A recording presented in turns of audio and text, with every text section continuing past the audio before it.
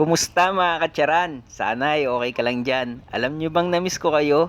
Wish ko lang sana namiss nyo rin ako. Pagmasdan nyo na itong niluto ko, dahil kaunting segundo na lang, makikita nyo na kung paano ko to niluto. Dating gawi pa rin, ito'y simple lang at madaling lutuin. Ang putahing ito'y pininyahang manok kung tawagin. Sa unang sabak, sa pinapainit na kaserola, maglalagay muna ako ng mantika. Kapag medyo mainit na, ginayat kong bawang muna ang aking iuuna. Kasunod itong sibuyas na pula. Siya nga pala, itong bawang at sibuyas ay hindi kailangan tustahin.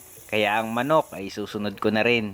At syempre, sa ating pagigisa, hindi ka nag-iisa. Hindi maaaring mawala itong patis na marka pinya. Kahit kaunti lang, masarap na yan at malasa. Isang dakurot na asin, sana iyong napansin. Pinong puting paminta, kung gusto mong sa luto mo'y wala kang itim na makikita. Ikaw na ang bahalang tumantya, depende sa iyong panglasa. Pero para sa akin, iba pa rin ang lasa ng pamintang itim, kaya lalagyan ko rin. Brown sugar, isang kutsara, pambalansin ng lasa. Sabay haluin ko ng bahagya para kumapit ang mga inilagay kong pampalasa. Lalagyan ko ng buhay, gulay na makulay, carrots at patatas, pampahaba ng buhay. At itong mga gulay papatagin ko na maganda para naman sa paparating na pinya. Eto na, pineapple chunks nakalagay sa lata. Siya nga pala, ito'y ayuda, padala ng aking ina. Salamat po sa suporta. Ika nga ni Tito Berts, ay bahala ka na. I love you, muwa. Nor, pinulbos na manok. Lalagyan ko lang ng isang kutsara. Naaayon yan sa aking panlasa.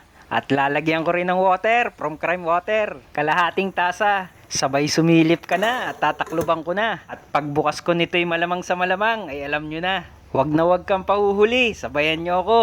Eto na. Charan! Gatas na evaporada. At bell pepper na lang ang kulang. O paano mga katsaran? Kung nagustuhan mo ulit ang aking kadaldalan, baka pwede ulit makahingi ng lambing dyan. Paki-follow, like, and share para makita rin ng iba. At kung sakaling hindi pa ako nakakaabala, paki-comment na rin kung taga saan ka para malaman ko kung saan nakarating itong video ng aking ginawa. O siya, hanggang dito na lang ulit muna. Salamat sa panonood at sa walang sawang suporta. Hanggang sa muli!